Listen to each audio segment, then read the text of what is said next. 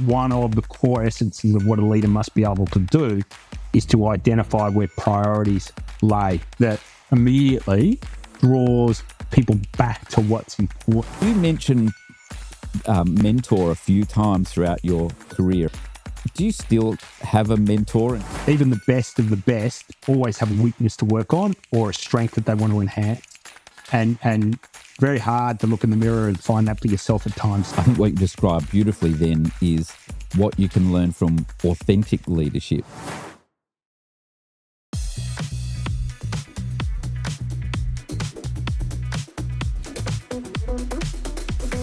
All right, welcome back to the CEO Advantage podcast. Today, I have with me Joe Sofra, who is the CEO of ANC Delivers, and before that was the Managing Director of G4S in Australia, New Zealand. Welcome, Joe. Great to have you here. Thanks, Paul. Thanks for having me. That was the very short bio, so we'll get to the longer bio in a sec, but I'd like you to start with your professional bio right back from what was the first job you got paid for? So let's kick off with the first job you got paid for. First job I got paid for was picking fruit when I was very, very young. So sort of started very early. I come from a sort of multi-generation of farmers, orchardists, that type of thing. So my grandmother would get us all to go and contribute in one form or another. So we had a little bucket.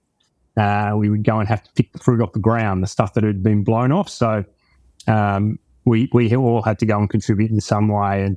And so I think that was my first token job, was to do that, which did sort of then evolve as I got older to actually go and pick fruit across the summer as a way of, generating some income. And even through my uni days, I'd be able to go back across the summer and, pick for 2 or 3 months and enough to sort of at least partially support myself through the course of the year. So, right. What part of Australia was that? So that was here in Victoria, that was in the Golden Valley. So I'm from Shepparton. So the Golden Valley's a fruit growing area, famous for SPC and Ardmoda, which probably most people in one form or another know. So, my father was an orchardist, uncles, aunts, grandparents, all orchardists. So, very typical, I'm a first generation Italian migrant. My parents all immigrated from Italy, uncles, aunts and grandparents did the same. So, they naturally just, migrated into that environment. And so that's what I grew up around. We'll touch on the drive of first generation children of migrant parents and how driven they are and how motivating their parents are. Let's go back to so you lived in Shepparton, went to uni, and we'll touch on where you went to uni and what did you study. And then I'm interested in how you, and I'm sure our audience is as well, your pathway to becoming a CEO. And then once we get there, we'll start unpacking a little bit about your style as a CEO and what's important to you and what's important to you outside of work. But tell us the story of finishing school and what did you study at uni, and did you know you were going to be a leader? If I answer the last one first, no.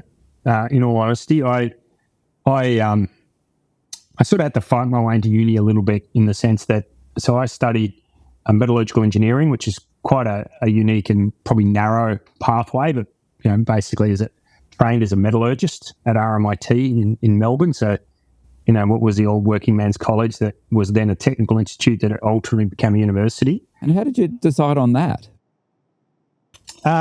So I actually did, in my VC or my HSC, as it was at the time, I actually did a chemical prac, called, minerals to metals, and I loved it. Yeah. And I really didn't know. I knew that I was probably going to move somewhere towards the sciences, though I think there was a gap for me, Paul, in, aspiration versus, commitment and effort at the time, and maybe a little bit of intelligence as well. But it sort of touched all the buttons for me around practical, pragmatic, but also science and engineering based. So it sort of clicked for me. It was pretty narrow. It was something my parents really hadn't sort of heard about. Obviously, everybody knows about the mining industry, but not everybody knows what a metallurgist is or what a metallurgist does. So that sort of all clicked for me. I mean, I must be honest, my later high school years were my strength years, for sure. I hadn't learned how to work and do the hard work and connect the dots between outcome that you're looking for and the work that you need to do. So, I actually am, I'm quite open about the fact that I use it as a learning maybe for my kids that, I got my VCE, but I didn't actually pass English. So in terms of qualifying at a university, that sort of, because I just passed the grade, I actually had to go and make my case, which was a good thing for me, in having to make my case to be accepted. I didn't let that opportunity sort of go. So it was a humbling and learning experience at a fairly young age to go, the easy days are now over, and you've actually now got to put a fair bit of effort in to get the right outcomes. I must admit, when my first year of uni, I became really good at pool.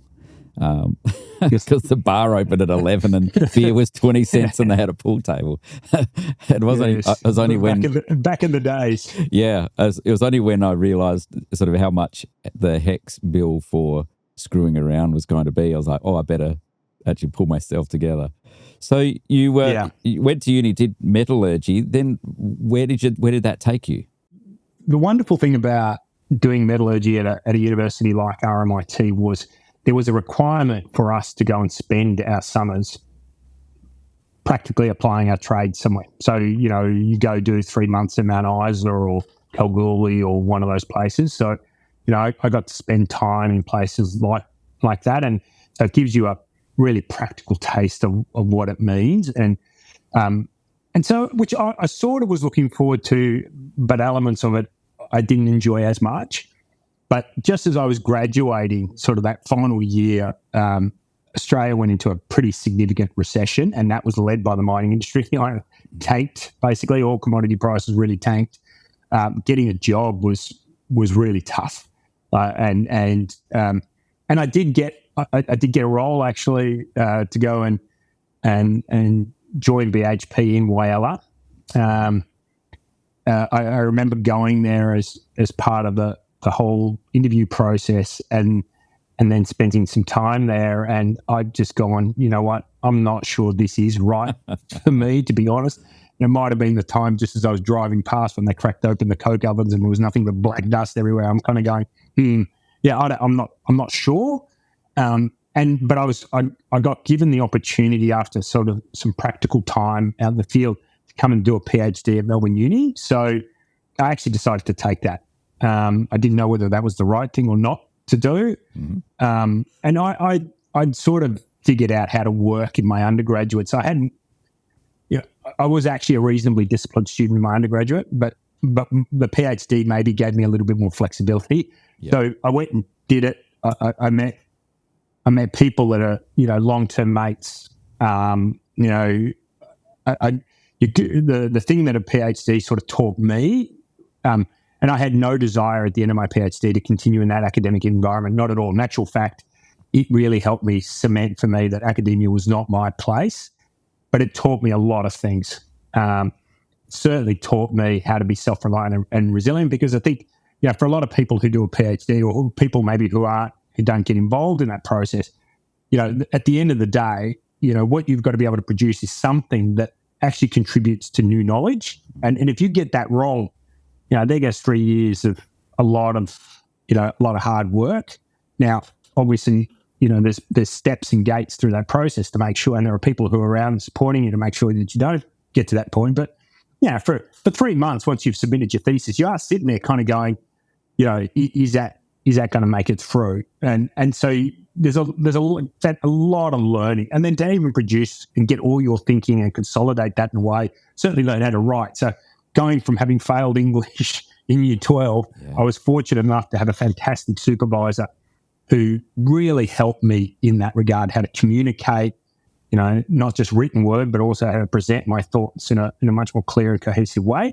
And I think that's when some of those elements around leadership started to emerge for me. Like when I think about it now, the stuff that David was teaching me, even though that I wouldn't necessarily classify David as a leader, were gold. Like I recognize that now. I didn't at the time, but I definitely recognize it now. So what are some of the elements that you recognize? Break it down now that you looking back, you recognize what they are, but not at the time. What are some of those things that if a young person was watching this and they're going, oh God, and not recognizing it, what are some of the things? Yeah, no, it's a great question, Paul. Like if I think about some of those things, so one of the things that we had to do through the course of our PhDs, because we were industry sponsored, we would go every so often and actually have to go and present back to company sponsors on the research work that we were doing. So, 2 to 3 times a year, we'd go to Kalgoorlie or we'd go to Mount Isa or we'd go wherever, Roxby Downs, and we'd actually present. And the thing that David sort of taught me very early in the piece is you presenting what you know is not as important as you presenting what they need to understand.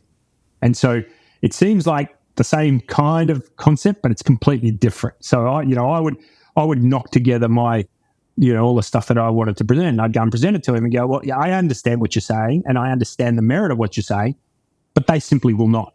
And they won't buy into that. And it's important that they buy into the progress that we're making on this work and everything else. Same core elements, but the way you're framing it for you, you're not framing it for them. So, for me, like if you think about what leaders are supposed to do is, am I communicating for my benefit or am I actually helping try to impart a message that is understood and digested? So, what David was really talking about is, yeah, that's great. And that's what a lot of academics do. If you've ever sat through academic presentations, sometimes people will put equations on a thing that you kind of look at it and you kind of go, what? Okay, if you're trying to impress me that you're intelligent, kind of get it, but I have no idea what you're saying. Yeah. So do I find what you're telling me that impressive? Not really. Do I understand what you're telling me? Not really. So if anything, you're kind of making me feel disconnected from what you're presenting rather than connected to it. So he encouraged me, not from a leadership perspective, but from purely a connection perspective, is he taught me how to connect on that subject matter, which was complex to present, but in a way that sort of said, dumb it down, simplify it, because if you can't make the connection with the material, you may as well not be presenting at all. And that was really powerful for me at that really formative point, because I'd seen a whole bunch of other people present in a very different way. So, and it is when you're a younger person presenting to older and experienced, sometimes even way more qualified or more intelligent people, it's easy to get overwhelmed, isn't it? And over talk rather than try and draw out what is it you want from this? What are you getting surprised by? What are you interested in? What am I worrying you about? And doing those pauses that as you get, I guess, as you recognize the techniques that work, but as a younger person, it's I must admit, early in my career, the number of times that I would overspeak and then get to the end of a meeting and think, yeah, that was 80% me, 20% them, which was not, it wasn't particularly, I left the meeting just as dumb as when I started because I didn't know anything. Yeah. So true, Paul. And in this case, in the example I'm giving, we're spending their money. So, and what David would often encourage me to do is, what sort of questions would you like to elicit from them that would make them feel positive about the work that we're doing that ultimately will contribute to their business in some way? I was going, do I have to think about that? Yeah. That was my initial reaction. And by going away and doing that, when the questions came, you actually welcome them, because what they're saying is they're connecting with what you're talking about now, and you can actually have a dialogue around those issues. The reality is the other way, that if they can't connect with the materials, the questions they will ask will be questions that won't be positive. Yep. They'll be questions that are actually designed to maybe put you on the back foot a little bit more, demonstrate to you that maybe, I'm not as dumb as you're making me feel because of the way you've chosen to present your material, those sort of things. And I think that applies in the way a leader communicates with their organisation as well. If you can't make that connection, that's where the relationship starts to fragment, and that's where people don't buy in because they're almost feeling a little bit overwhelmed by what you're trying to say to them. Often there's quite an art to making people feel like they got a return on investment for the time that they just gave to this meeting. It's in my 20 years in human services, one of the areas that we would talk to Canberra in particular about is the approach that we take to disadvantaged Australians in the sense that we can make them wait 2 hours for a Centrelink phone call because really we don't value their time and they should feel lucky to get through to Centrelink. It's like, actually, no. Everybody in Australia deserves their time to be respected, and you don't have a place to waste it. Absolutely. So you finished your PhD. You've learned actually some really valuable lessons beyond the academic part of it. Where did you take it? Through the course of that, I got to know an organisation in Melbourne that was that specialised in selling smelting technology all around the world. So rather than go and actually work for a production company, I went and worked for a technology selling company. So somebody who actually sells the core equipment involved in large smelting processes and plants all around the world. So, which was, and it wasn't a big organisation, but again, enormously formative for me. So, so I got to apply my technical trade, but in a way that was so very different to what I'd imagined. And again, on reflection, some of the amazing things I learned through that organisation was, still now so relevant. So again, what are some of the things you took from that role that are relevant to you now? So look, I was, when I joined, so the company I joined was a company by the name of Osmel. When I joined the company, what would I have been, maybe 23, 24, somewhere around that age. I joined as a process engineer, as a technical resource. This company was selling its technology everywhere, all over the world. I think I worked as a process engineer for about 3 years in the organisation, and then migrated into sales. So sales in this environment was, you hop on an aeroplane. There was only 3 of us that did sales. We weren't selling widgets. We were selling wholesale, plant updates because, what we were selling was a completely new plant concept around the world. So when I think about it, it's almost crazy when I sort of say it, but you'd get on an aeroplane and you'd go to somewhere in the world that, you sort of had to figure out how to get there. And you would go and try and convince people or talk to people about their needs and how this technology might create that for them. So I started to interact with, people from various cultures that I had never interacted with before. I went to Russia, I went to Central Africa, I went to South America, North America, Asia, India, and it sort of started to teach me about, again, it was probably a bit of a communication piece, but, how do I interact with people? What approach do you take around communicating and negotiating in those where, they have a different cultural take, as well as a language barrier, as well as a technical barrier. There's a whole bunch of different parameters now to navigate rather than just doing business within the context of your own environment that you're very comfortable with.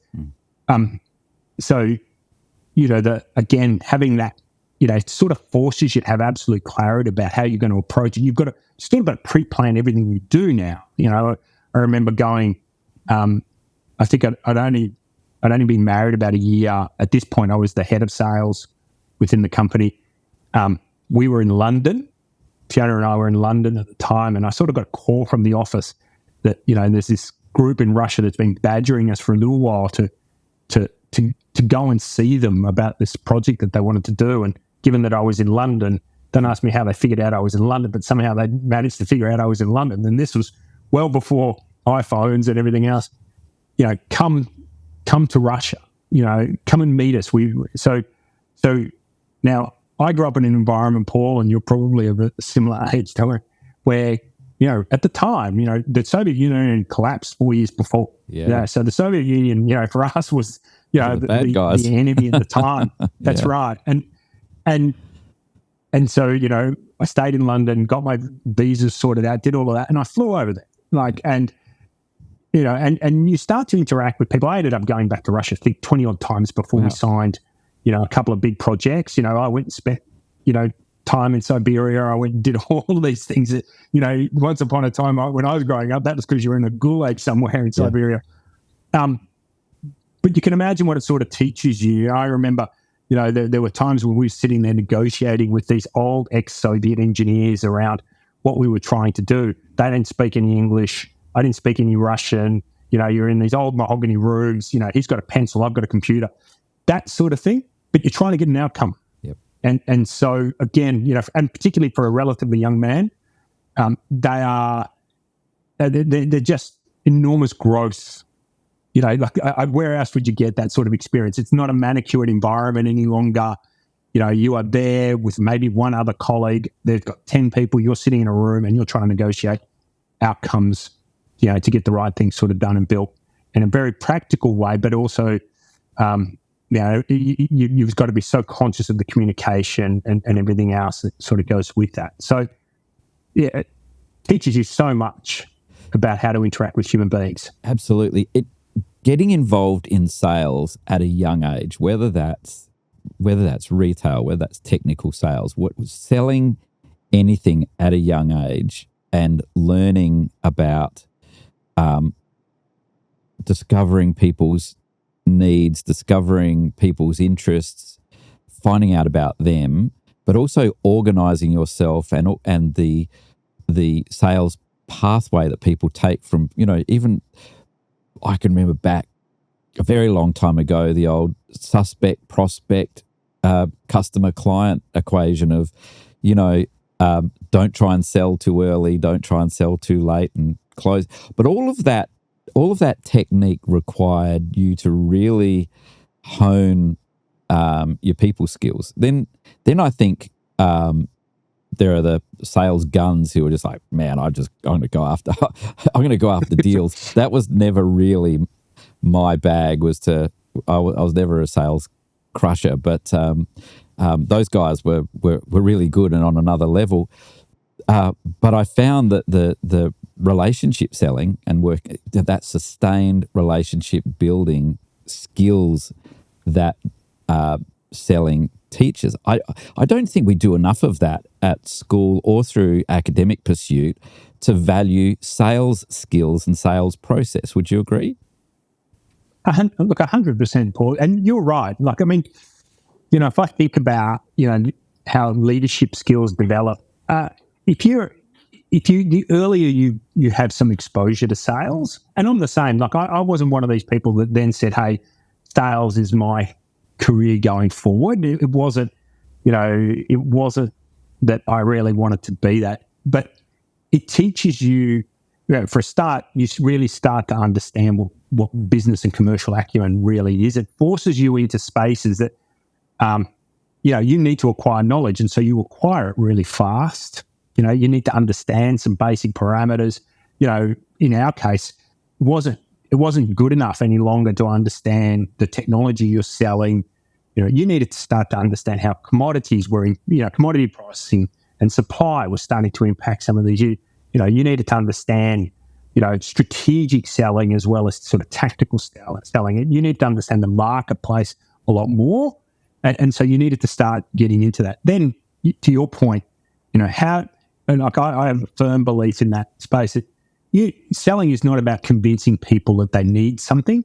It is working with them to unpack and delayer what it is that you're actually seeking, right? And in some regards, the judgment that your organisation that you're working for requires from you is to actually give us a view as to whether what we offer is actually aligned to that. And if it's not, let's move on to something else. And if it is, what are the inhibitors to being able to create, a longer term commercial arrangement with that customer? So and unfortunately, I think with a lot of organisations, people kind of have a tendency to bucket people up and isolate them away from some of those elements. Like if you're in operations, you don't go near sales.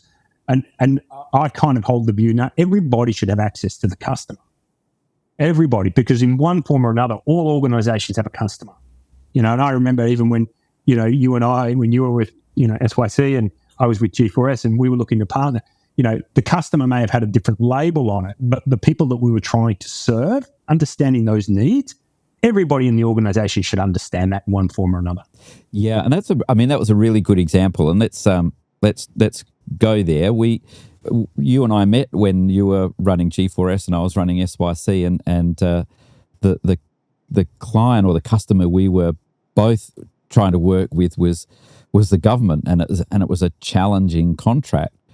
But part of the work we had to do together was, apart from the fact we didn't even know each other and we were thrown into here, we're co-negotiating with a third party, but part of the equation as well is when the potential customer doesn't fully know what they're asking for. They're kind of vaguely saying, I want this outcome, but I want to put all these rules around it. And for us, we had to go, if you really knew how to get that outcome, you'd probably be doing it yourself. But we both bring some expertise. Can we tell you about it? And that's an interesting way to both develop a relationship as two organisations, but also to work together on a client, right? Yeah. No, look, 100%. And I think you sort of, and we delineate a little bit like that here at ANC. You sort of mentioned it. I think part of what may be required there is to understand who's the client that you're serving and who's the customer or who's the endpoint recipient you're really trying to serve. And in many regards, I think a lot of organisations, and I do think, again, this plays into that leadership bit, over biased towards trying to appease the client and under index towards actually figuring out how they best serve the party, the consumer, the person who needs the service. Because I think in many regards, you're right. And I think most well-developed clients will understand that they get in the way sometimes themselves. And they will openly admit that their own organisation and the way it works sometimes get in the way. And part of what they're looking for from you is to be able to sort of work in and around that a little bit and actually get to the heart of the problem, start working that problem, and then make it almost impossible for them not to enable you to continue to work that problem, if that makes sense. So, if I think about what we were trying to do through a partnership is, ultimately we were trying to help people rehabilitate their lives and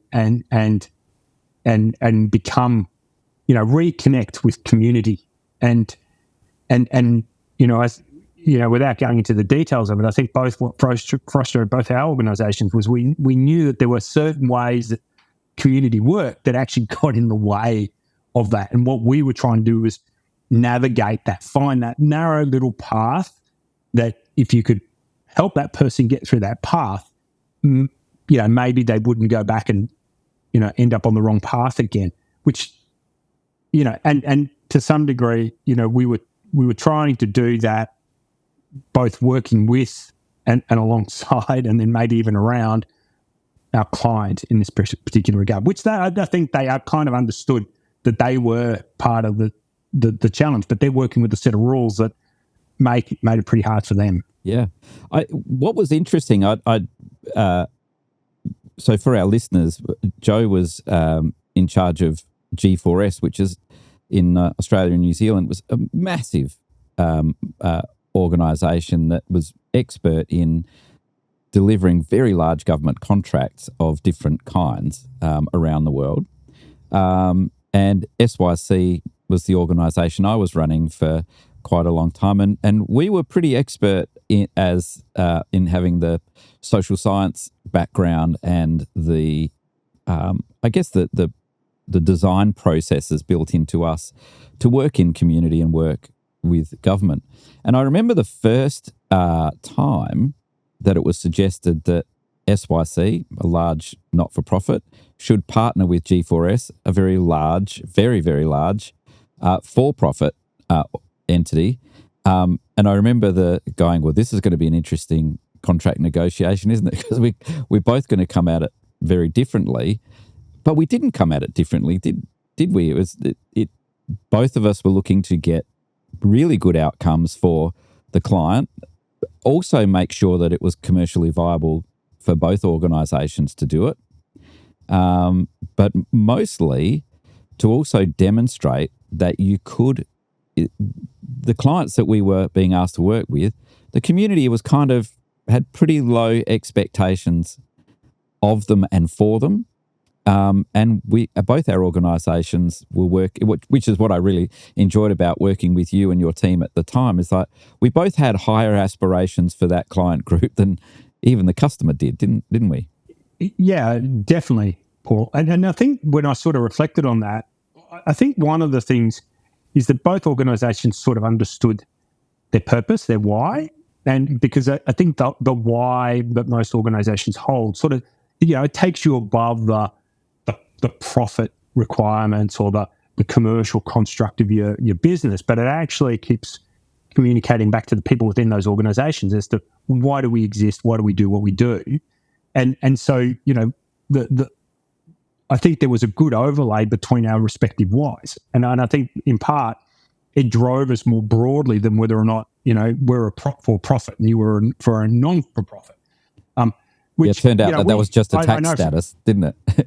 Yes, that's right. And I know we found that quite tough in dealing with other not-for-profits because there was this general assumption because we were a for-profit, we were only ever motivated by the financial outcome, whereas the way we'd sort of structured our business and our purpose was we were clear about our purpose and we understood how it drove value for our shareholders, but the purpose was what we were driving and the value for shareholders was a consequence of that. So it made sense for us to get in and help people rehabilitate. Like it made complete sense to us because our purpose was built around the engagement with communities because that's how we were trying to serve government. So to us, when we sort of were working with you guys, we just saw natural alignment. So we didn't see any friction in that because of that clarity around purpose. In my 25 years as a CEO, one of the hardest things to find was a consulting and advisory firm where they'd actually been CEOs. I created CEO Advantage to be the advisory firm I was looking for. Go to ceoadvantage.com.au and find out how we can help you and your team be the best in the business.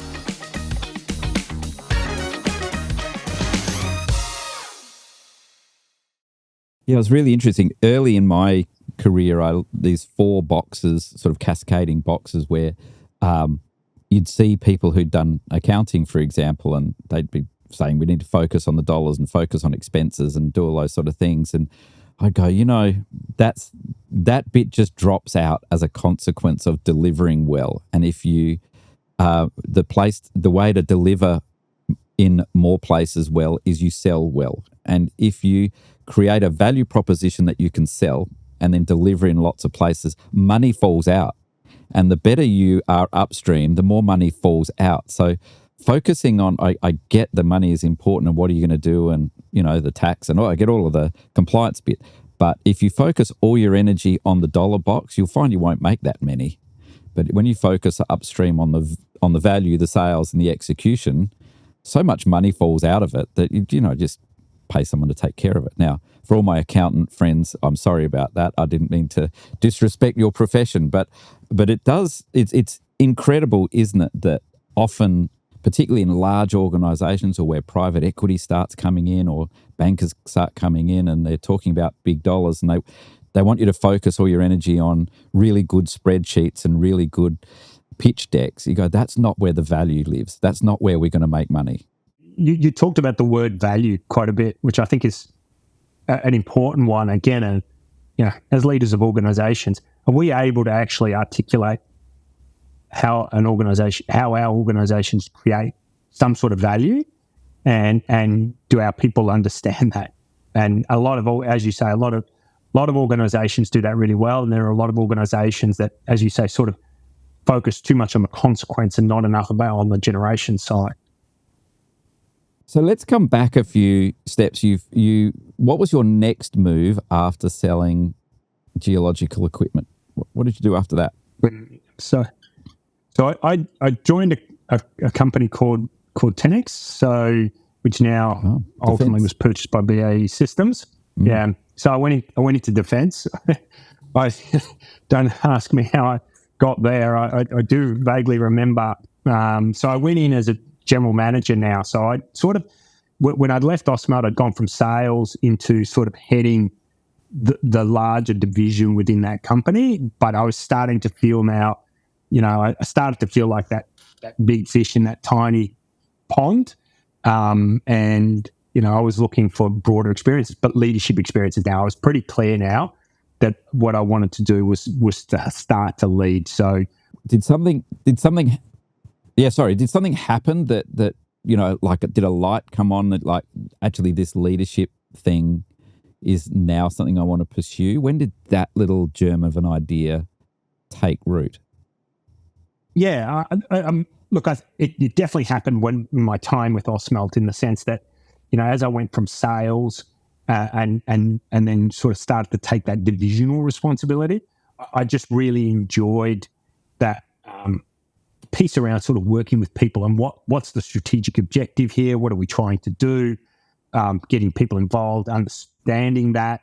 But it was limited in that very narrow environment, and again, we were a relatively small company, so there was only so much bandwidth around that. But whatever it was, what had clicked in my brain was, the part that I enjoy most was the work in and around teams, and the stuff that I was getting not bored with, but didn't really tickle my fancy was the technical side of it. I didn't enjoy it much. I mean, I still thought like an engineer, and I probably still think like an engineer now. It's a pretty hard program dig.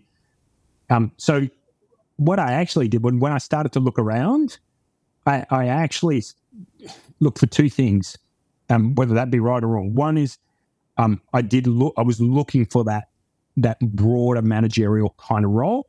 But the second was I was looking for in a field that wasn't my own. So I was actually looking to decouple, and whether it was the right thinking or not, but decouple away from using my technical capability as a way of being effective in my role, right? Which sounds kind of a little bit nuts, but in where I was working, what I ticked all the boxes in the sense that, I knew how to do sales. I was a process engineer who understood the technology every which way, that I could, so I was an expert in the technology as well. I'd grown into running the division, but I knew every nuance of it. So I felt like to grow as a leader, I had to break the connections with some of those other areas of expertise. So I ended up applying for this role, a general manager's role for 10X, where I would lead their integrated logistics and systems operational environments, which basically meant that what my team was doing was repairing guns on naval boats, radars. I didn't understand technically any of that. I understood the engineering process, but I was no expert in any of those areas. In actual fact, I do remember walking out the door and my wife telling me, "Remember, no port left side of the boat. That's the port side," right? That was the thing I had running through my head. Never been on a boat in all my life. But what it certainly did for me, Paul, was now I was in listening mode. I was in learning mode. There were people around me now that understood technically the environment that I didn't understand. So, that's where I wanted to land. I actually wanted to get into that environment. And again, how did that help you grow as a leader? Now you're no longer the smartest person in the room. You're no longer the person who understands the technical solve for the problem that's being presented. You've now got to work as a leader and start to understand what those issues are, help with prioritization, do all that sort of normal stuff that, maybe takes leaders a long time to develop. At this point, I was, 31, 32 or something like that. So I still felt pretty young. And certainly most of the people, who my peers around me were much, much older than I was. And I was fortunate at the time to be given that opportunity. You learn, you start to get exposed to managing blue collar workforces, industrial relations. So there's a whole raft of now technical issues that are new to you as well. And how do you start to learn how to manage all of that? So you're 31. You're clearly a smart guy. You've on paper, engineering, PhD. But you're 31. You've got yourself into 10x, which just getting in there is that's not for the average or the faint-hearted in that sort of role. But sounds like early on, and you and I have had this conversation about recognizing that if you're pretty clever, but you're the smartest guy in the room, then you're not really going to take much out of this room. The goal is to surround yourself with smarter people, or at least be in a position to learn. But you learned that pretty early. When did that dawn on you that it's easy for at 30 and 31 with your sort of background and qualifications to sort of drink your own Kool-Aid a little bit and go, oh, I am the cleverest guy in the room. I'm going to tell you some stuff. And I'm sure you've been in meetings, I have, with meetings where the people who've drunk their own intellectual Kool-Aid start to pontificate and do all those different things. How did you learn to value not being the smartest guy in the room and bringing people in? It'd be hard for you to bring smarter people than you into a room. No, not hard at all, Paul. It's just like shooting fish in a barrel, I think, sometimes. But you know what? I think in part, and I was fortunate, I think, even in my time in Ausmelt, that I did have a mentor, and he had a lot of experience, and we travelled a lot together too. So you spend a lot of time talking about stuff, and and I think one of the things that he often sort of talked to me a little bit about was to have a think about the genuine diversity of the people around you. So, so if you're building a team, think about, are you getting different opinions, different views, different thoughts? And so in some regards, people talk about putting people around you smarter than you. But I think what you've always got to understand is that you want to build an ultimate capability within a team that can deal with a whole bunch of different issues. So in saying that, when I went to 10X, I go, what do I know about shipbuilding? What do I know? I know nothing about it. But that doesn't mean I should build a whole team built on people that understand that to a really heightened degree. I need people within that team that are who do understand that very, very well and get comfortable with always deferring to them and give them a more merited opinion base when we're having conversations around really critical technical issues that are impacting what we're trying to do. But the flip side over here is that you've also got to have people in the room who are capable of executing on work and getting stuff done. So, sometimes the smartest people in the room that you put together are people who can cut through waffle and actually cut to the heart of what's really important. And so I think it's about how. So for me, what I think has always driven that, and I think at the time when I got to 10X, what I had in my brain was, you're not going to technically understand a lot of what you're hearing, even in terms of maybe some of the execution methodology, because it felt like a big world when I went in there. Like all of a sudden, we're building military ships, right? We're maintaining 3/4 of the Australian Navy. That felt big, and so going in there, the first thing that was important for me is to figure out, well, my team, what are the real priorities for my team? What are they? And then look at the people that you've got sitting around that table that actually need to be able to execute on this. And how well did they understand these priorities? So then, do I have the right people around me actually that do understand that? So there were plenty of technical people, and that was the equation in the end. Lots of technical people around me who understood the problems, but very few that actually understood the priorities.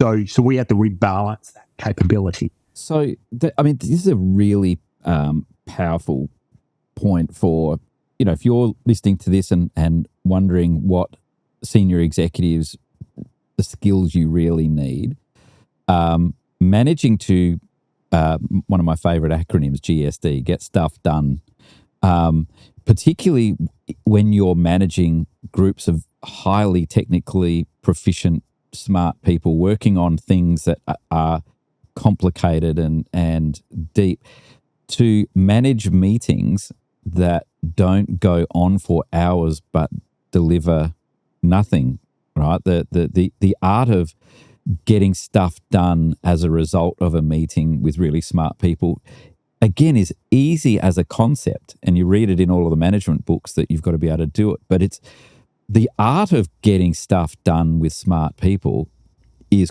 quite a craft, isn't it? What are some of the things that you use and techniques you use to get stuff done in meetings with really smart people? Yeah, no. To look at, you're right, Paul. It can be a challenge, and managing engineers in particular, I think at times can even be the hardest. A high intellectual capacity, highly opinion based, high knowledge base, all those sort of things. But it's across the board. I think one of the things that where my wiring as an engineer does sometimes help. Engineers, and particularly process engineers, are sort of systems and outcomes orientated. So what we always have a tendency to think about, in my simple terms, is what's the outcome you're ultimately trying to deliver, and how does the system work together to be able to do that? I think what that sort of thinking does is what you're often pursuing in a very, very rapid, what are really the issues here, teams? What's the real root cause of what we're trying to discuss here? Try to distill it down into a very small number of issues, because often I find that it's not just highly trained people, it can be people from all walks of life. What they have a tendency to do is throw a whole lot of stuff out there, and they struggle to sometimes actually peel away and pick at the 2 or 3 things that actually move the dial, and the stuff that just doesn't. And so when, for me, it's always about trying to get to that very quickly. So what are those outcomes we're ultimately trying to get to? So it's not about restating the problem or restating the issues over and over again. I sort of, as I've gone through my career and I'm working with people, you watch them in a meeting, what is it that allows them to get cut through? It's ultimately that ability to distill something down in really simple terms. I mean, I used to even have a boss who would just get up at one point, get up with the whiteboard and just write one statement that very clearly articulated what everybody would be talking about for 10 minutes. As soon as he put that up there, you can just see laser light focus that goes to that immediately draws people back to what's important. So, and that, at the end of the day, that is one of the core essences of what a leader must be able to do, is to identify where priorities lay and help people distill those out. So maybe part of the skill is being able to go from the discussion base to those priorities, hold people in discussion when you need to, but also recognise when that discussion no longer is valid. So a lot of the techniques I use in a meeting will be, quite often, put a bit of a frame around it initially, let the discussion go. Sometimes even forcibly hold them in that discussion. No, let's not go to the how yet. I don't think we even understand the problem yet. So let's keep talking about the problem. I know you're uncomfortable. I know you're action orientated, but we're outcome biased here. We want to focus on the outcome and keep going, and then cement what we think the priorities and the root cause issues are. Like, even get up on a whiteboard and write them necessary. So we've got them. Then, if it's appropriate, drop into the how. Or say no. We're not going to go to the how. We're just going to stop right there, depending on the outcome that we're trying to get to. So I think you do need to be clear as a leader as to what outcome you are trying to derive from that meeting. It surprises me, though it shouldn't, but how much value you see in job ads, particularly that companies put out. It's like problem-solving skills. I'm like, man, it feels like the world has got massive problem-solving muscles, but people are so busting to solve problems. It's like, no, don't solve anything just yet. You don't know what you're solving. Sit in the problem, and the art of sitting in a problem longer, the art of being patient. And the other bit that I want to ask you about is the art of dealing with the people that I call worry bombers. where they sit in meetings and they pull out the worry grenade and they pull the pin out and they say, Joe, I'm very technically proficient at insert technical proficiency here, and you don't understand all of the hairs on what you're talking about. So I would suggest you don't do that. And worry bombers are very good at stopping progress, stopping getting stuff done. How do you handle worry bombers in meetings? Yeah, and I think part of that, Paul, is I think the worry bombers, black hats, all of those type, I think you've got to understand a little bit of where their intent is. If their intent is actually positive, they're a force for good. You just got to figure out how you're going to make them a force for good. If they're not, then you just got to move them on, because they're a combination of the two bads. Their intent is wrong, and they're a drain on the organisation. So I think there's probably some filtering that has to happen there. But it probably goes a little bit to the point that you were making before. Sometimes, and I don't know how it is in every organisation, but a lot of organisations I've been in, they value doing over understanding. And I'm the opposite to that, because I figure when people understand, they do the right things. They'll find a way to ultimately do the right thing. But if they're just orientated towards wanting to do all the time, they will do lots and lots of the wrong things. They're working hard, they're getting frustrated, they're not going anywhere, but they're working hard and they're putting lots of energy into the problem. But they don't understand. And so, I think that connects in with the worry bombers as well. So, for me, if we've got worry bombers who are, got the right intent, then make them part of the who before the what. Make them the who to help us solve the problem we're trying to get to, right? I get it. You're worried about this. I'm worried about this too, right? Your intention is right. I need you to get involved to help us understand what it is that we're trying to achieve here, or what we need to achieve to get the right outcome. So understanding for me is always what it's about. We've actually got a principle here in this organisation that actually talks to simplicity over complexity, and the complexity is the enemy, and simplicity is what we seek. The reason for that is because that's what drives understanding. So try to understand what it is ultimately that is of greatest value, and do that. Super interesting that all of those that sort of meeting dynamic stuff, and it's I would say that over the 20 years that of being a CEO, the last 10 years actually starting to feel like I was getting good at it. Part of the getting good at it was all the things you talked about, getting to the point, understanding what the point is, drawing it out of people, but assuming good intent. I often would describe myself to people who had become, it was easy to become cynical in dealing with government or dealing in human services and whatever, because you just burn people out. Like it was hard work. But I chose to refer to myself as a thick-skinned optimist. I just refused to have this grind me down, and there had to be a way, because most people that you come across do have good intent. Every now and then you meet the rare one who doesn't. And generally speaking, even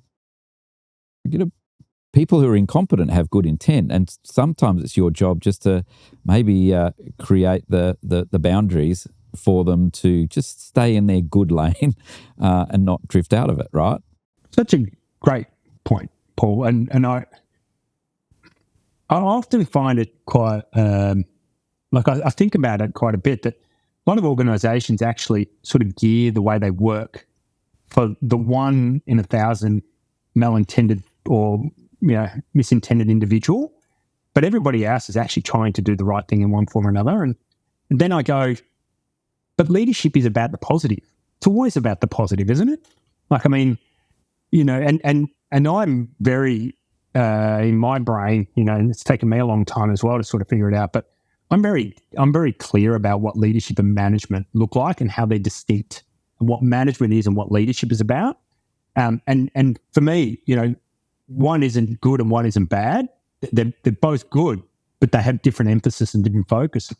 And but the one thing about leadership that is very, very clear is that leadership is like, if you're a leader and you don't assume people have the right intent, then I'm not sure what you're doing in that role, to be honest, right? And if you do assume that, then you fail to act, right? In that 1 in 1,000 or 1 in 100 or whatever the right stat is for you, that says that you have actually got somebody on board who's not aligned to what you're trying to do and is actually malintended. I even take the view that sort of says even people that don't seem to be aligned with the organization's purpose and strategy, maybe it's just that they don't quite understand it, right? And maybe that's a failing on our part, that we haven't been able to communicate it effectively. Or they're wrong. They just don't want to get on that journey, which is okay as well. But they're not bad for making that. It's just then it's up to you as to whether or not and how long you can tolerate that. I know I had this mantra over and over of like, if you're in a meeting or if we've got a project and you can do really well at it, go do really well at it. If you don't quite know what you're doing, let me know that and we'll do whatever we can to teach you, support you, got whatever you need. However, if you do know how to do it and you've decided not to, there's some probably we can help you find somebody who'll appreciate your talent more than we will right now. And that's okay. You don't have to stay here with us. But if you're going to hold us back by choosing not to deliver as opposed to not having a skill to deliver, the weakness, if I had a weakness that I would point to very quickly in my leadership, is that I sometimes believed in people more than they believed in themselves, and then I would push them too hard. But equally, there are some people who didn't believe in themselves as much as I believed in them. I pushed them hard, and they went, "Wow, look what I'm doing." You'd never really know, do you? Yeah, but I would say, Paul, that I would imagine you would have more wins with that strategy, because you're helping people. For some folks, it is that somebody else believes in them that helps them believe in themselves. I think also that I do wonder how many organisations, and I mean from small to big, that are genuine when they say, that they want to help people develop. Like, I've worked in large corporate environments, and I think inadvertently somehow a lot of big corporate environments end up in this position where they're very good at telling you where your areas and gaps are, but they're not very good at helping you understand where your strengths are and how to exploit those strengths. So maybe that's a little bit of, that is the job of the leader. But of course, if you've got all these HR processes coming at you all the time and everything else about helping this person understand where their gaps are, and more often than not, people do understand where their gaps are. But I think, and if I think about my own journey, I think I went through a difficult period at one point where I really started to question whether or not I can be a leader, like I can continue in this role, because all the feedback I was getting was around, around certain gaps that I had to develop, but not around how do I leverage my strengths? How do I maybe even put people around me that are better at where my gaps are? And when you think about your gaps, do I actually have to become good at that, or do I have to make sure I'm aware of that gap and then make sure that the team that I have around me that I'm supposed to have built have strengths in that area to offset my weaknesses? But that wasn't the overwhelming, powerful message I was getting, which was, don't worry about your strengths, Joe, but these are your gaps, mate, and you can't go forward if you don't address these gaps. Which I wonder how many managers end up, or leaders end up in that category, right in the mid-tier of their career, where that's what they're getting hammered with all the time.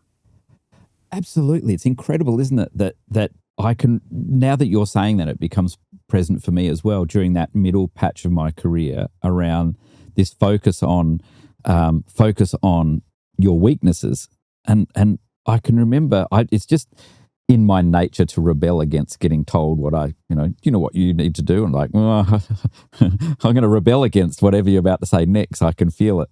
But this idea of focus on your weakness. And in my mind, I was like, if I focus on my weakness, then I'm going to reach the lofty heights of average. There are people who like what I'm not interested. It's not that I don't like it or that I can't do it, but I'm not interested in it.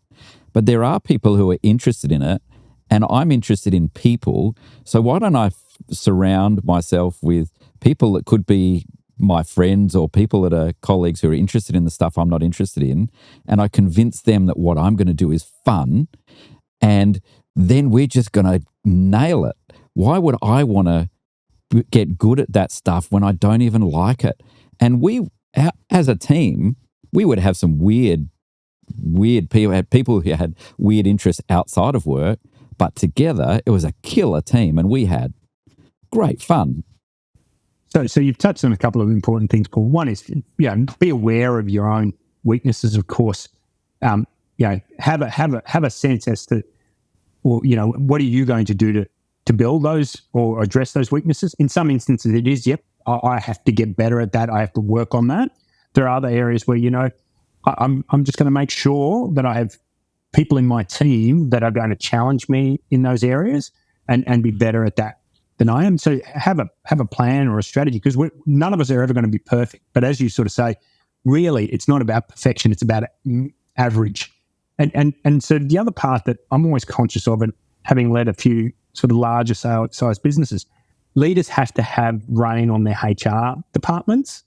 And I think part of that is not because they're doing the wrong thing, but unfortunately, sometimes you can get to it's almost like an institutionalization effect where, what they're pushing at is programs to try to help people. But really what they're trying to do, inadvertently in some instances, is help people bridge their gaps, but not leverage their strengths. So that's where you as a leader have to set a tone so that what flows from that is a bit of both. But I come back to that. But it's really about helping people understand themselves and what they're good at, because that mediocrity or that average point that you described is, if you're spending all your time trying to address gaps, then you're not thinking about where your strengths really lie. In actual fact, you're getting told almost like your strengths don't matter. That's what you're almost getting told. I remember going through a point where, we even went through simulations. I don't know if you've ever been through one of these simulations where they kind of lock you in a room for a day and you're the high-powered executive of company, Acme company or whatever. And they're throwing things at you, they're either coming up on a screen or a telephone or whatever. And they're marking every little element that you happen to write into an email. Oh, you didn't give them a very definitive time frame to come back to you on. Cross. Now, I would have a view that said, but I didn't want to do that. I actually wanted to see how they were going to respond. But no, that's so, you come through that environment and you kind of go, well, what is that actually telling this emerging manager who wants to step up and be more of a leader and take on bigger, broader roles? What are you actually signaling to this person? And that's where I sort of, when I think about understanding, prioritization, all of those sort of things, I don't know how well we teach and develop those skills. We take the managerial ones, definitely, because I think they're very black, they're much more black and white, important, but much easier to understand. But, I do, like, management doesn't teach you how to manage a worry bomber. Management skills teach you to deal with a worry bomber by removing them from your organization, regardless of what their intent is. Whereas a leadership practice might go, actually, they're gold for us. I've got a guy in my organization right now who, when you first met him, he was the very blackest of black hats. But his worry came from what was good for the organization. If you followed a management practice, we would have got rid of him a long, long time ago. He is such a powerful force for good in our organization. Yeah. I had a man in our organisation that people would regularly say, what does he do? Because he would be they'd say, he's in and around our business all the time. And what does he do? And I'd say, just leave him alone. This person used to, I used to refer to, he'd throw on the handbrake. And I used to say to him, look, handbrakes are really useful for when we're parked on a hill or whether we've got to start or whether, as long as we're not moving very quickly. And what I need you to do, mate, is notice when we're moving fast. And if you feel this overwhelming need to tell us about a worry you've got and we're not listening, can I get you to not throw the handbrake on? Because we're going to spin off into the bushes when you do that. If you can just, and we just created this fun language about going, mate, don't yank the handbrake. But he would say, if you don't listen to me, I'm going to have to throw the hand. And it just became this coded sort of, because he rarely spoke, but when he did, he had usually said, I've spent the last 4 months analysing this problem and you guys are about to step on this. And we'd go, you just paid your wages for the whole year in one call. But it was, as you say, it was context and timing. It went the way he delivered those messages. If we were going too fast at the time, it was dangerous. If we were on a hill, it was perfect. Yeah. No, great example. Will. Mate, so we are at 10X, and you move, and you're in management. You've leadership roles now, and you're thinking about leadership. Where to next? That led you to where you are now. Yeah, so a few years at 10X, and then we were bought out by BAE Systems. So 10X Defence was bought out by BAE Systems, and it was a pretty high-profile takeover at the time. It was a great experience for me as well, because I got to be a little bit of the, on the sell side team, which was again really, really helpful, and I got to learn off a bunch of people that did this a lot. So so which was really awesome. Actually, really enjoyed that. I think at that point, though, because I'd had a lot of time working with different folks through that, I didn't know. I was pretty sure I didn't want to be part of the new world that 10X was moving to. 10X was a privately owned company. There was a real private kind of feel about what we did. Lots of great interaction with government at the time, and that was probably when I really started to interact with government at a federal level at the time as well. But wasn't sure that I actually wanted to remain in that environment, just given that BAE Systems has a very different structure and a different way of management. Obviously, a huge global player. You could see where it was going to go. It was the right acquisition for them, and no issue with that. But not sure that it was quite right for me. So I ended up joining an oil and gas company, actually, to be a big part of their expansionary activities here in Australia. They were a services company, actually, that was a spin out of the large American company Halliburton, or KBR. So that they actually headquartered in Aberdeen. They were like a brownfield service provider, so an organisation that sort of specialised in upgrading oil and gas assets all around the world. Weren't a particularly big company. It was a management buyout, so the management team that owned the business ran the business, kind of thing. Fantastic. Again, another really formative part. I started to learn the importance of cultural clarity, and particularly from the CEO, Bob Keeler there. And I met Bob before I actually joined, just before I'd actually physically become part of the company. I'd accepted the offer because he came to Australia to present, and very, very vibrant communicator. He is, Bob, and very successful entrepreneur. But what I learned was, the importance of cultural alignment, values. They really lived. Like, it was the first time I think I'd been in an organisation where, they lived a set of values that they had defined for the organisation, and that was part of the management buyout team actually saying, we don't want an American culture in the company. We've spun out, but we've got to establish our own culture and what that means in the way we work, because they were a small part of an enormous big American machine in KBR Halliburton. So they lived it, and it felt very present for me, and I started to understand the importance of they were values, but really they weren't values, they were principles. They were things that people could make decisions on, and that again was a really distinct piece for me. There's difference between what a lot of people espouse as values organisationally that are kind of hygiene factors in my mind. When people talk to me about integrity and safety and all those sort of things, I'm kind of going, if you don't have those, don't knock on the door, right? But these were principles that would drive decision making. Like, we had one that was called localization, and what that was about was, we're a company that worked everywhere in the world. That was about, it's too expensive to fly expats in to do everything. The company's principle was, we're better off when we establish a footprint somewhere is to actually help upskill and bring in local labour and have a high degree of localization, because it was a much more sustainable way of working. So it was a decision-making principle rather than, we value localization, which people kind of go, okay, but what does that actually mean? What do I do with that?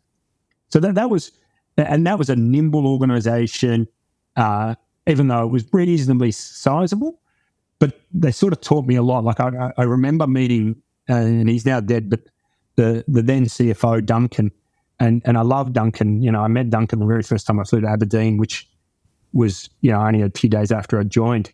And, he told me about, the separation of this small company out of this beast, putting systems and processes in place. And he was quite honest, and I remember when he came over to Australia and he was addressing our finance team, and he sort of said, guys, I know, the Oracle system we've put in is no good. I know, I understand, but hey, live with it, right? We've had to do this in a short space of time. We don't have the money to do any better, but I'm confident that you'll be able to get the outcome that you need with that. And it was just that clear, practical communication, right down to the, open, transparent, nothing's behind closed doors, very open kind of culture, which appealed to me strongly. And I must be honest, in organisations that I've led from here on, to some degree, I've embraced that, not the way they did it, but why they did a lot of that very openness and that transparency. And in some regards, I've probably rebelled against it in other parts. I went after I worked with PSM for a little while, and then we were ultimately acquired again by Wood Group. I ended up joining what was then Transfield Services, which was a big publicly listed company in Australia that ultimately became Broadspectrum. Transfield was struggling at the time organisationally. It was obviously pretty well understood. So when I joined, it was now we're in felt like a much bigger organisation, an organisation much more in turnaround mode. So a lot of things had to be done, but there were certain patterns of operation within the organisation that didn't have that same openness and transparency that I was used to at PSN. There was a lot more of that, those closed meetings. There was a lot more of that fear of missing out kind of behaviour and culture that drove a lot of things. It was a fantastic period for me because I learned a lot. I learned a lot about what was required to help turn an organisation around. I learned a lot about how to motivate quite large workforces and groups of people. But I also learned about certain things that you can see how these are inhibitors to what are good outcomes.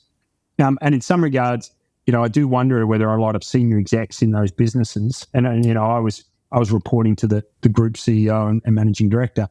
I do wonder at that point where, as a senior executive, sometimes you don't realise, but you've stopped doing the sort of things that are sort of important to leadership. Like you get caught up in other things so much that, how much time do you spend with your people? How much time do you spend with your customers? How much time do you spend, looking at, the forward direction, not just what's right in front of you? And I think, for me, at the end of that tenure, I think I probably realised that I'd gotten caught up in a lot of that I wasn't doing the things that I think could make me an effective leader any longer.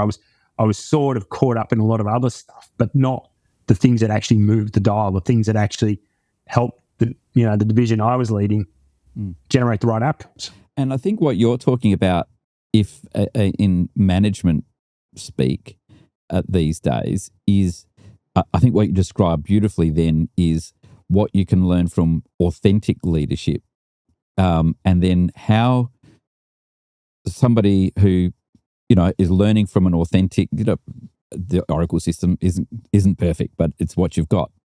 That's just, that is what it is, and it's can't get much more authentic than that. It's just upfront and honest.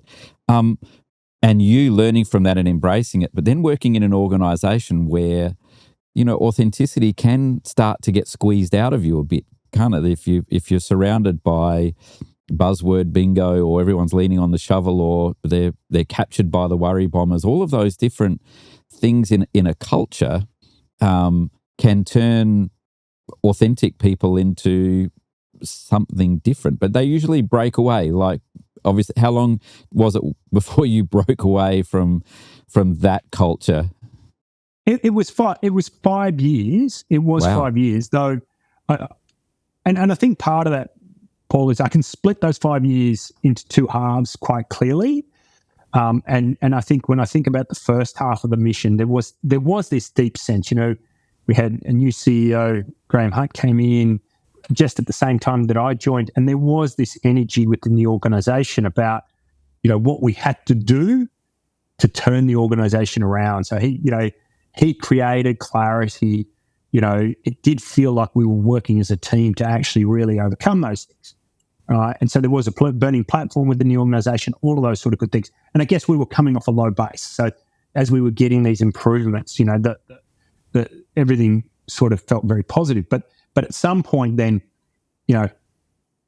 we probably started to get, back to, other elements within the organisation starting to drag you away from what's called, I won't say others, but certainly from my own personal perspective, I think, I started to find that, the first phase was one of, much more, there was a lot more clarity about what we had to do as a team and what I had to do with my team. And but I think when we got into the second half, I think that became a lot more blurry for me. And I guess once you lose that clarity, and it probably comes back to that clarity and understanding, you do start to find yourself now on that treadmill. And it's not deliberate, and I don't think it's necessarily designed into the systems and the processes and the way people want to work, but I think it's just what happens.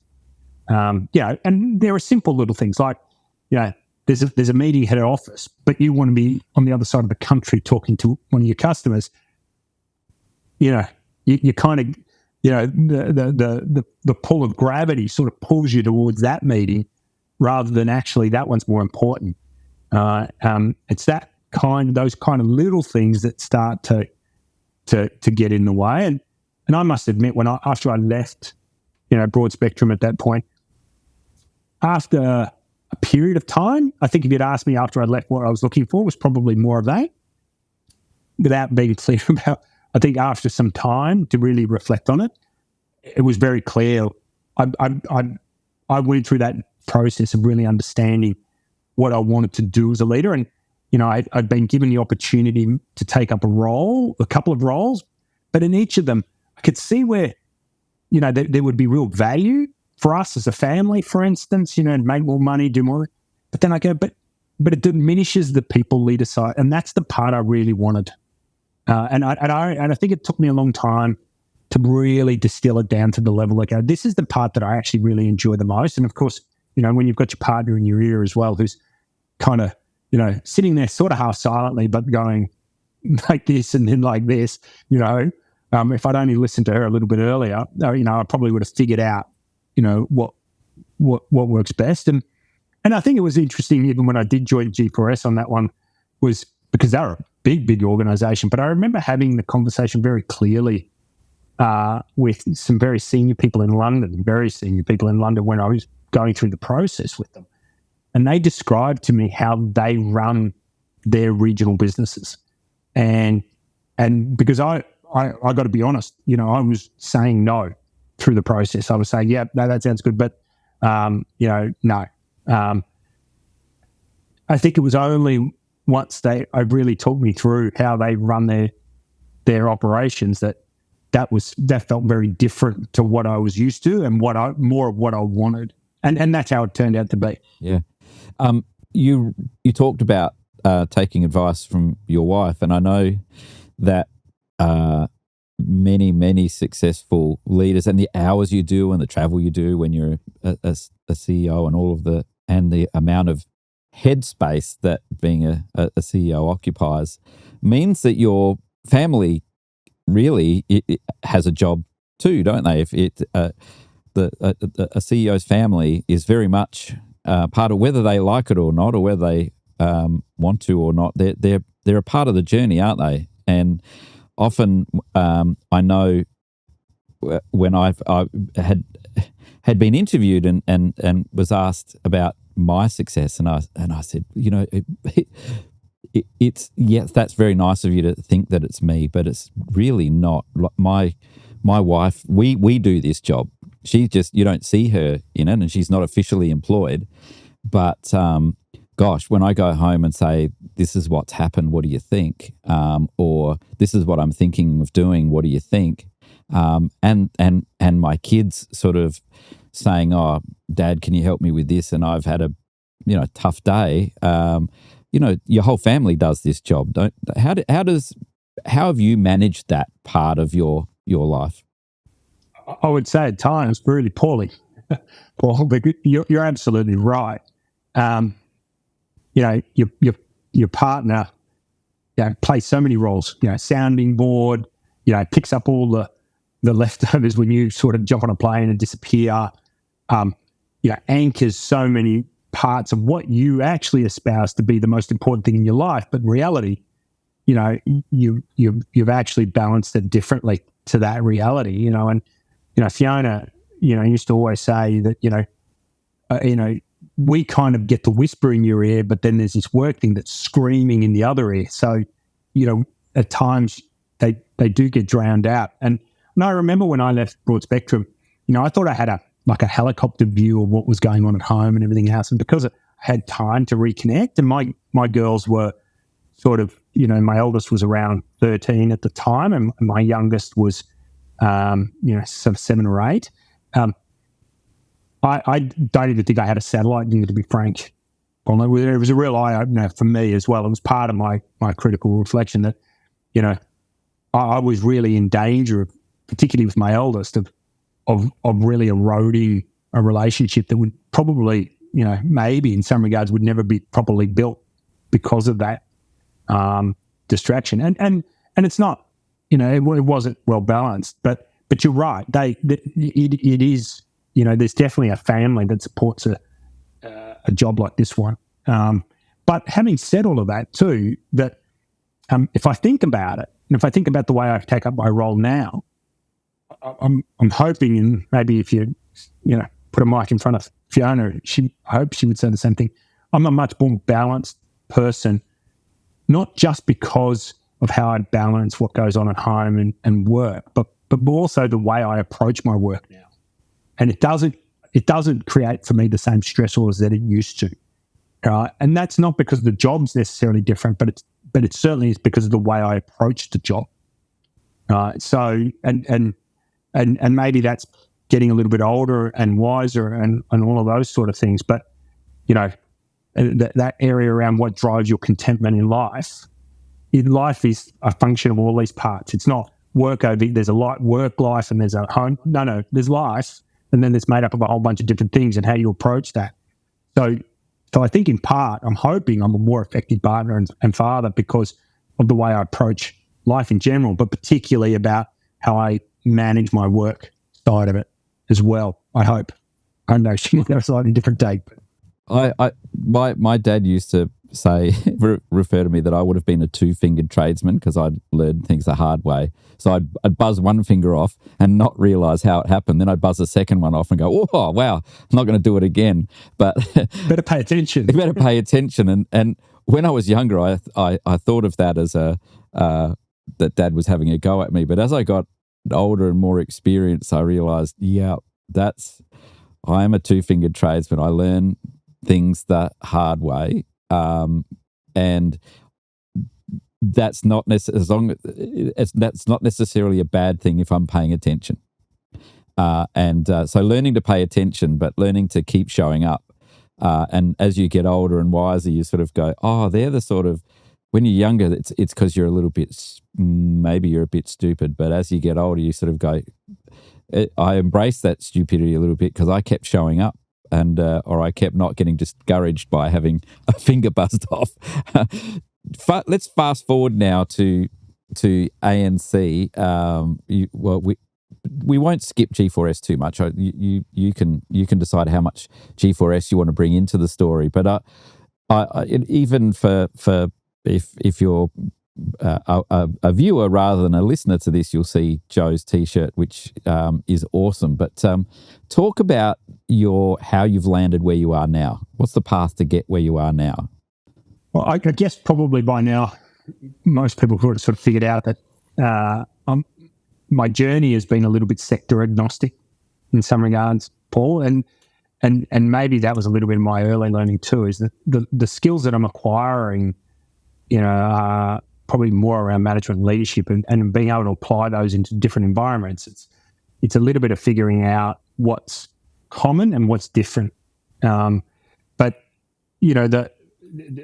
what brought me to ANC was fantastic experience with G4S, and really loved that.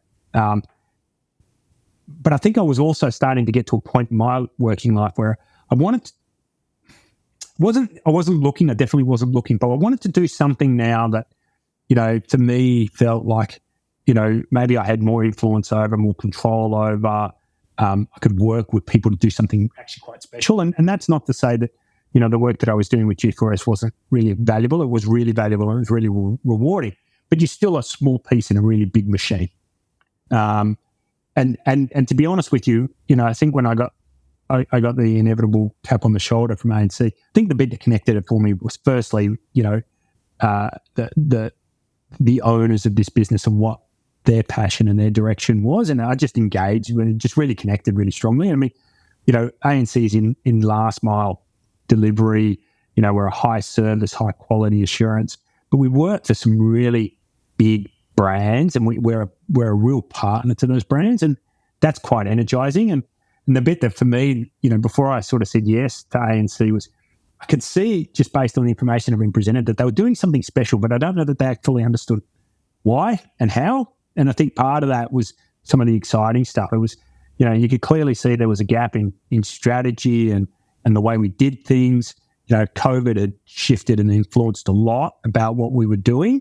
But you could see that it was sort of fertile ground. Maybe that's the best way to describe it. And then, and it was an organisation too that wasn't big, huge, massive organisation, but it had enough scale where you could work with a lot of people, you could invest. And I think for me, I'm now 3 years into the journey here. I think the thing for me that I've really enjoyed is the agility within the organisation. That this is one of those ones where if you can help people understand, the direction, they go. The change resistance is actually relatively low. And I think, people are feeling that and seeing that. And so I think that's really positive. Logistics to me, whether it's logistics, whether it's other types of services, to me, it's kind of like my role is not to be a logistics expert. My role is to lead an organisation and bring a set of skills that helps bring that. And that's why for me it was quite an easy step in. And that's sort of what I've done for most of my career, to be frank. I think one thing that I've been reasonably clear even from when I was young was what's the set of skills actually required to go into this role and to do this role. And, inevitably when you look at it, none of those skills relate specifically to do you understand intrinsically, logistics or, wellhead maintenance. Well, no, but that's not the role, right? And if it's about understanding the sector and learning the sector, I think one of the things that I've always felt confident about is I back myself to go, I have a strategic enough brain to be able to help understand, what are the prime levers within that retail environment that drive what we do as a business. I feel comfortable enough to go, I will learn that, I'll acquire that, I'll listen, I'll go and ask questions. I can do that because that's what I've done from a very early age in my career. And so I feel comfortable about that.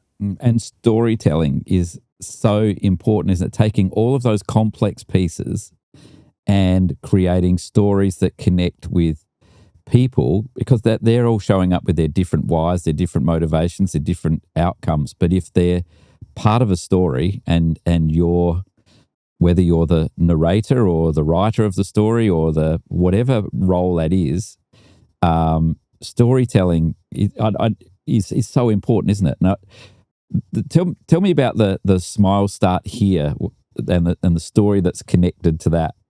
So the one of the hard pivots we made strategically at ANC. So again, like a lot of organisations like us that fundamentally provide a service, very focused on the operational elements of our business, which makes sense, of course. So in our language, we have clients and we have customers. So a client is the merchant that we're working for, that we're contracted to. They pay our bills. And the customers who we serve. When I came into the organisation, all of our attention was on our clients. And I think as we went through and tried to figure out strategy, what we actually said, you know what?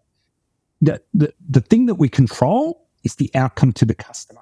That's the part we control. Now, logistics companies aren't fundamentally built that way. Logistics companies, you're moving something from A to B to C. That's what you're paid in commission to do.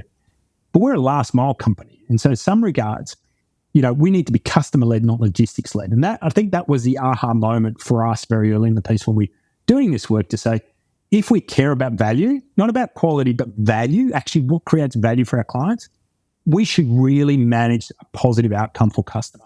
Because in many instances, we are the only conduit to customer. They don't meet them, they don't see them, they only engage through a website with them or online or maybe in a store. But what happens post the sale, they don't have much more interaction. It's kind of on us now to complete that. So as we've sort of done that, and then as we've introduced other tools into the organisation, I think one of the things we started to understand is the way we're presenting into that market is as a logistics company. Our brand looked like that, all the stuff that we put out there, the colours we were using, everything. And to be honest, if you ask our customers, and we do a lot of customer experience journey mapping with our clients, what is it that you actually ultimately want in terms of this outcome for customer?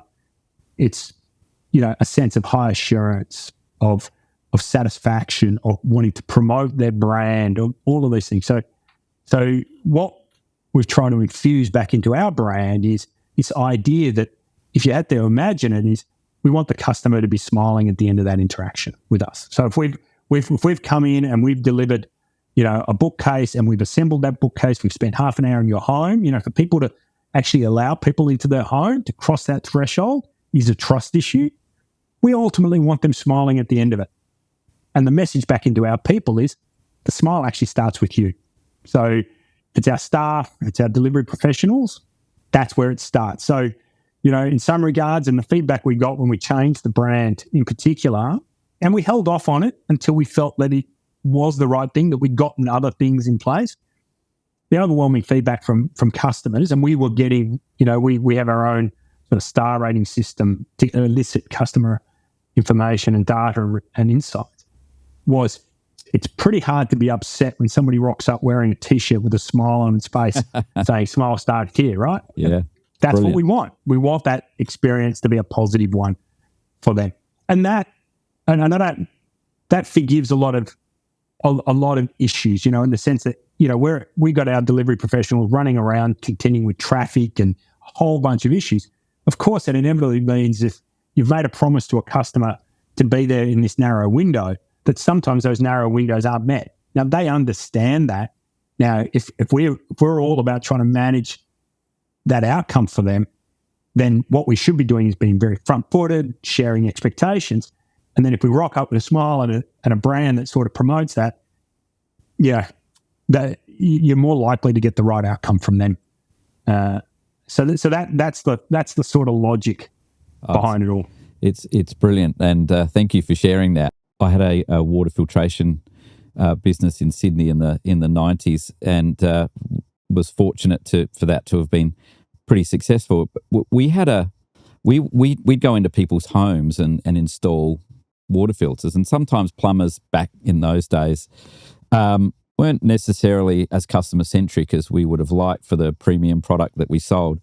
And we had one plumber whose name was Peter, and he had a Northern English accent.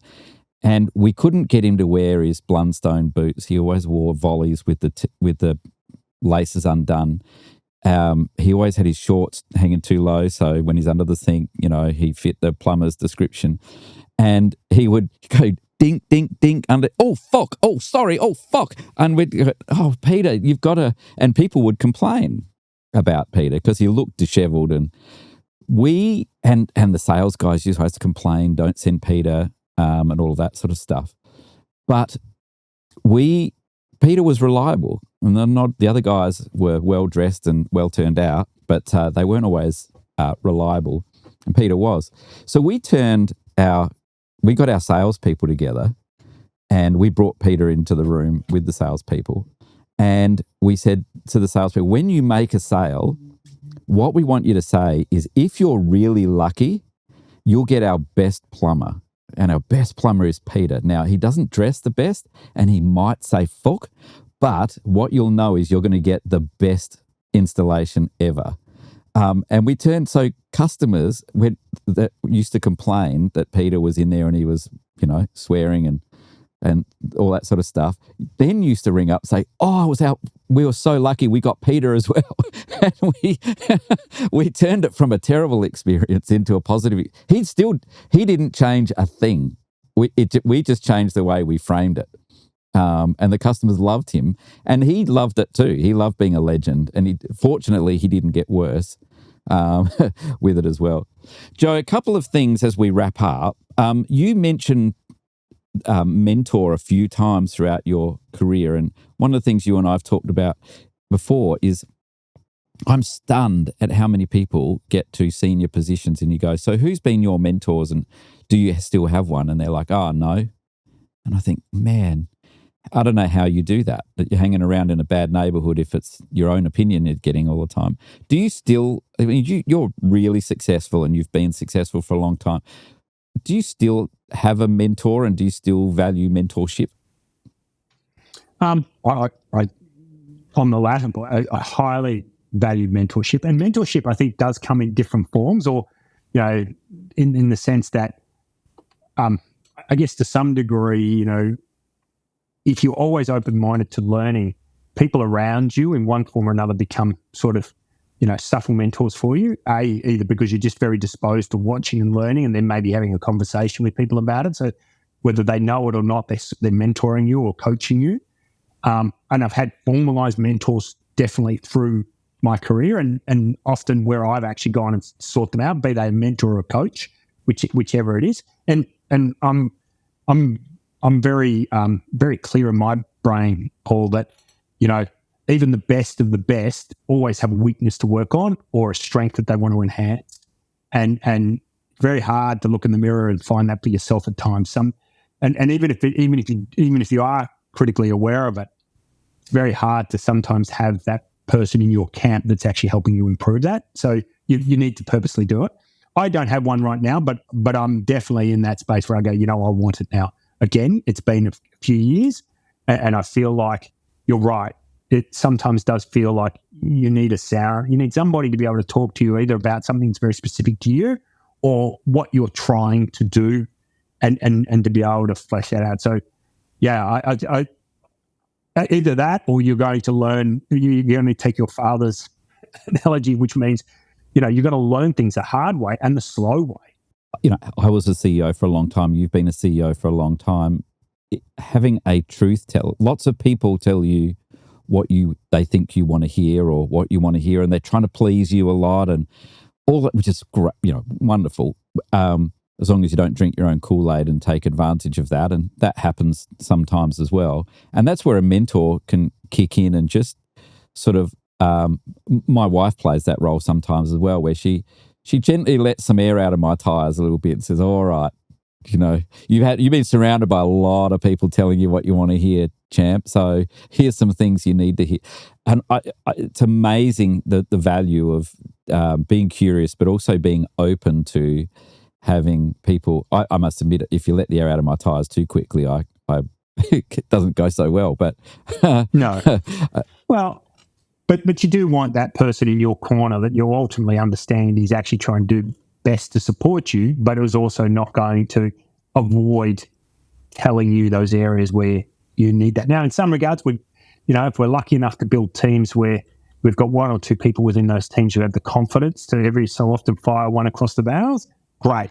But it is still always going to come with some degree of modification, to that.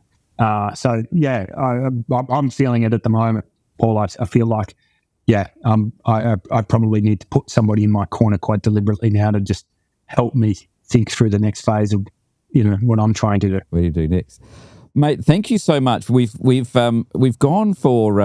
I knew this would happen, and we could probably go for another hour, I reckon. I've got lots more questions. If you're happy, I'd like to get you back for a chapter 2, if that works for you. Sure. But as we wrap this one up, I ask everybody this last question as we head out. When you're going home today, a song comes on the radio that, no matter what mood you're in, will make you smile on your way home. What's the song? Wow.